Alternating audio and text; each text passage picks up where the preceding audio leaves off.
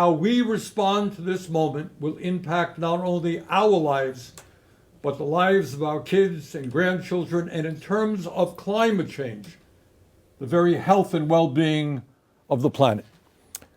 As you heard tonight, President Trump has been very effective in creating what I would call a parallel universe for his supporters. A set of ideas that either have no basis in reality or in the great scheme of things are nowhere near the most important concerns of the American people. And one way that he does that is through the concept of the big lie, and boy, did we hear that tonight. You say something that is grossly false, say it over and over again, and have right-wing social media blast it out endless times until people actually believe it. And then, rather than address the real issues facing the American people, the struggles that the American people are facing, we find ourselves wasting endless amounts of time discussing Trump's absurdities. Let me just give you a very few examples. Trump claimed that the 2020 election was stolen from him and that he won by a landslide. Remember that? A lie. Trump claimed that the January 6th insurrection was a day of love. A lie. Trump has claimed that millions of undocumented people voted and do vote in American elections. A lie. Trump has claimed that climate change is a hoax originating in China. A lie.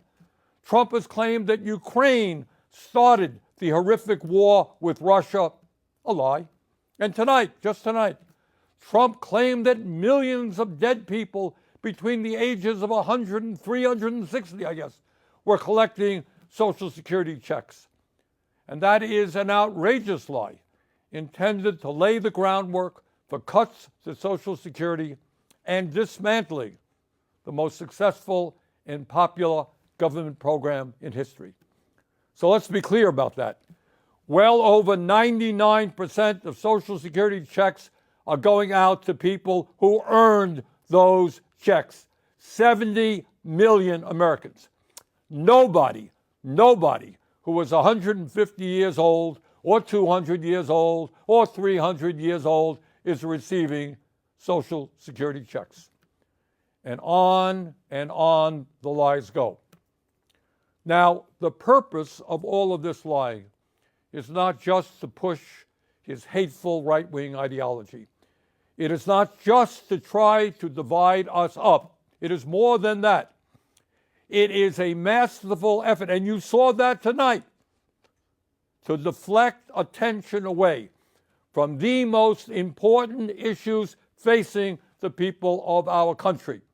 Issues that Trump and his billionaire friends do not want to address because it is not in their financial interests to do so. Trump gave his State of the Union speech tonight. But if you listen closely, that speech had very little to say about the State of the Union, about what is really going on in our country, especially for working families. Trump spoke for over 90 minutes, although I must confess it seemed a lot longer than that, and he almost completely ignored the issues that are keeping working people up at night as they worry about how their families are going to survive in these very tough times. And I will tell you exactly why Trump had very little to say about the real crises facing the working class of this country. Think back 6 weeks ago when Trump was inaugurated for his second term as president, just 6 weeks ago. Standing right behind him were the three wealthiest men in this country, Mr. Musk, Mr. Bezos, and Mr. Zuckerberg. And standing behind them were 13 other billionaires who Trump had nominated to head major government agencies. Many of these same billionaires, including Musk, were in the Capitol tonight listening to that speech. In other words, it is there for all to see. The Trump administration is not hiding it. The Trump administration is a government of the billionaire class, by the billionaire class, and for the billionaire class. Notwithstanding some of their rhetoric, this is a government that could care less about ordinary Americans and the working families of our country. My friends, we are no longer moving toward oligarchy. We are living in an oligarchic society. Now let's take a moment and try to escape from Trump's parallel universe, the universe that you heard tonight. And let's do something really, really radical. Let's actually take a hard look at the problems that Americans are facing. Today, 60% of Americans are living paycheck to paycheck. Unlike Trump, I grew up in a family that lived paycheck to paycheck, and I know something about that reality. It means that every day, millions of Americans worry about how they're going to pay their rent, pay for childcare, pay for a doctor's visit when they get sick. They worry about what happens when their car breaks down and they can't afford the $1,000 it costs to get it fixed. And what happens when they can't get to work because they don't have a car. They worry about how they can afford to buy healthy food for their kids when the price of food is off the charts. Funny? I heard Trump speaking for 90 minutes tonight. I didn't hear one word from him about the economic reality facing 60% of our people, or the enormous stress that they are living under. 90-minute speech, not one word about the economic reality facing American workers. But that's not all. Today in America, everyone knows that our healthcare system is broken. It is dysfunctional, and it is outrageously expensive. We remain the only wealthy nation on earth not to guarantee health care for all. Mr. President, you really want to make America great again? Then make sure that every American, regardless of income, can go to a doctor or a hospital and not worry about how they're going to pay the bills. President Trump, health care is a human right. I didn't hear one word from you, not one word. Over 90-minute speech, not one word from you about the health care crisis that is impacting many, many millions of our people. Nor did I hear you say why we pay by far the highest prices in the world for prescription drugs, sometimes 10 times more than the people in other countries, and why 1 out of 4 Americans are unable to afford the prescriptions their doctors prescribe. Not one word about the outrageously high cost of prescription drugs. Mr. President, we have nearly 800,000 Americans who are homeless. Over 20 million of our people spend more than half of their limited income on housing. We have a major housing crisis in America. Everyone knows it, apparently, except you, because in your speech tonight, I didn't hear you mention the housing crisis. Today in America, we have more income and wealth inequality than we've ever had. 3 richest people in America, the folks Trump invited to stand behind him at his inauguration, now own more wealth than the bottom half of our society, 170 million Americans. Did anyone out there hear one word from the President of the United States on that enormously important issue, which gets to the very fabric of our society? So few owning so much while so many people suffer. And here's something else the President forgot to discuss. Not only is our life expectancy 4 years lower than other wealthy countries, the bottom 50% in this country, the working class of America, on average, live 7 years shorter lives than the top 1%. Got that? In other words, Being poor or working class in this country today is a death sentence. Did you hear any discussion tonight as to why so many of our people are living shorter lives than they should? During his speech tonight, Trump did not have one word to say about how we are going to address the planetary crisis of climate change. The last 10 years, as most Americans know, have been the warmest ever recorded, and extreme weather disturbances and natural disasters have been taking place all over the world, from California to India, across Europe to North Carolina. And yet, not surprisingly, Trump had nothing to say about climate change except, I guess, drill, baby, drill. Well, that's going to help a whole lot. And let's be clear. Not only did Trump fail to talk about some of the most important issues facing the working class of America, but the solutions, in quote, he proposed would only make a bad situation even worse. Yep, I did hear Trump talk tonight about some tax breaks for working families in terms of not taxing tips, not taxing Social Security, and not taxing overtime. Fine.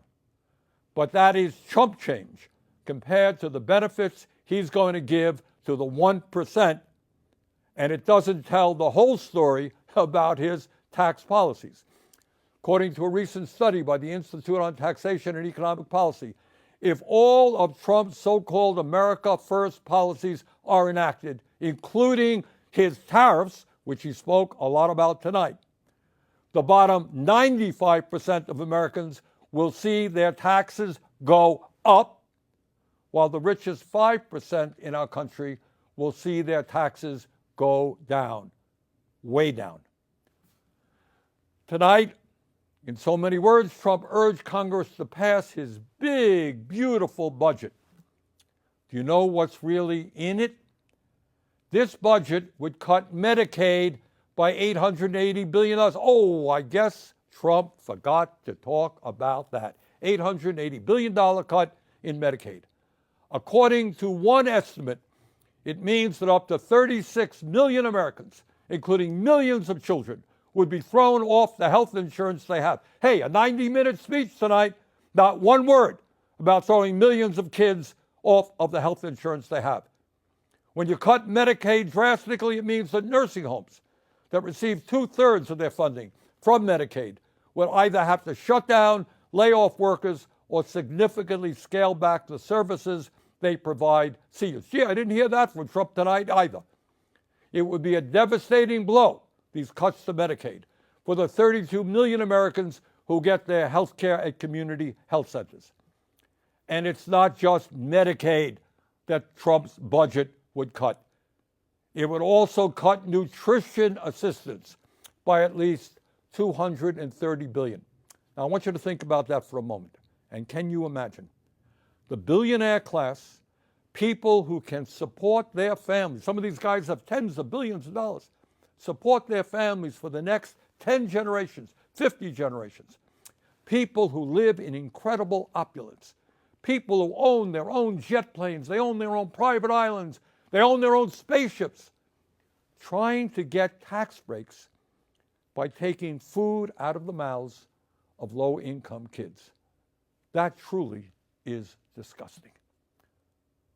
What we are seeing is the Robin Hood principle in reverse, taking from the poor and giving to the rich and the very, very rich. And here is something else Trump has been doing. For the past several weeks, he and his good friend Elon Musk, who is up there in the audience tonight, have been throwing hundreds of thousands of federal employees off their jobs. Now, I know some of you are saying, well, that's too bad, but that's the federal government, not me, it's not me, it's just those guys who work for the federal government. But I want you to think about this. Think about it for a moment. If Musk and his friends can arbitrarily throw federal workers out on the street today, what do you think that Musk and his fellow billionaires will be doing tomorrow when artificial intelligence and robotics explode in this country. Do you think they'll give a damn about you and your families? No, they will treat you exactly the way they're treating federal employees today. You will be out on the street as well. But it is not only absurd domestic policies that we've got to fight. For the first time in our 250-year history, we have a president who is turning his back on democracy and allying us with authoritarianism. No, we must not abandon the people of Ukraine who were invaded by the Russian dictator Vladimir Putin. We must always stand for democracy, not dictatorship. Let me be very clear. Regardless of where Trump is taking this country, here's what I think and what I believe the American people want us to do. They want us to end a corrupt campaign finance system. Well, golly gee, I didn't hear Mr. Trump talk about that tonight. A corrupt campaign finance system which allows a handful of billionaires to buy elections. It is beyond crazy that someone like Elon Musk can contribute over $270 million to help get Trump elected, and then he gets to run the government. It is absurd that any member of Congress who stands up to Netanyahu's brutal war in Gaza can expect to be opposed by millions of dollars in campaign contributions coming from AIPAC. The American people want us to end this disastrous Citizens United Supreme Court decision and move to the public funding of elections. Democracy is supposed to be about one person, one vote, not billionaires buying the political candidates of their choice. And further, no, we should not be giving tax breaks to billionaires. That's not what we should be doing. We must demand that the wealthiest people in this country start paying their fair share of taxes. We must raise the federal minimum wage of $7.25 an hour to a living wage of at least $17 an hour. We must make it easier for workers to join trade unions, grow the union movement, and prevent corporations from violating labor laws with impunity by passing the PRO Act, legislation that I will be introducing tomorrow. No, we are not going to cut Social Security. Quite the contrary. We must expand Social Security benefits and extend its solvency for the next 75 years by scrapping the cap that allows a billionaire to pay the same amount into Social Security as a truck driver. Too many of our seniors are hurting today for us to be talking about cutting Social Security. Over 20% seniors in this country living on $15,000 a year or less. Further, instead of making massive cuts to Medicaid, we must join every other major country in guaranteeing health care to all of our people through a Medicare for All single-payer program. We must also take on the greed of the pharmaceutical industry, get them to charge us what they charge other countries, reducing prescription drug prices by 50%. And at a time of a terrible housing crisis in Vermont and in every area of our country, we must build at least 4 million units of low-income and affordable housing, stop corporate landlords from jacking up rent prices, and establish a cap on rent. In a competitive global economy, we need the best educated workforce in the world. All of our young people must have the ability to get a higher education by making public colleges, trade schools, and universities tuition-free and canceling student debt. Yes, we can create millions of good-paying jobs by combating climate change and moving our energy system away from fossil fuels and into sustainable energy. You know, I heard a lot of talk about freedom tonight from Mr. Trump. Well, in a free society, we must absolutely guarantee that it is the women of America who control their own bodies, not the local, state, or federal governments. Now, I know because I've heard from many of you, that there are a lot of people out there who are feeling angry and frustrated at what's going on here in Washington, D.C. And some of you may feel a bit hopeless.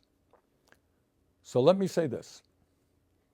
At this particular moment in history, despair is not an option. Giving up is not acceptable. And none of us have the privilege of hiding under the covers. The stakes are just too high. Let us never forget, real change only occurs when ordinary people stand up by the millions against oppression and injustice and fight back. That is the history of the founding of our nation, when brave men and women took on the mighty, invincible British Empire.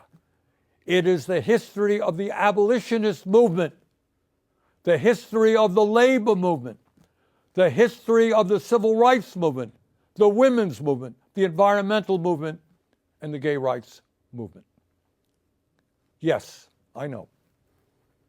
The oligarchs are enormously powerful. I deal with them every day. I know that.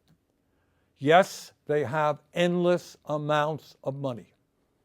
Yes, they control our economy, and they own much of the media. They have enormous influence over our political system. But from the bottom of my heart, I am convinced that they can be beaten. If we stand together and not let them divide us up by the color of our skin, or where we were born, or our religion, or the language we speak, or our sexual orientation. If we bring our people together around an agenda that works for the many and not just the few, there is nothing in the world that can stop us. We can win. We will win. Let us go forward together. Thank you all very much.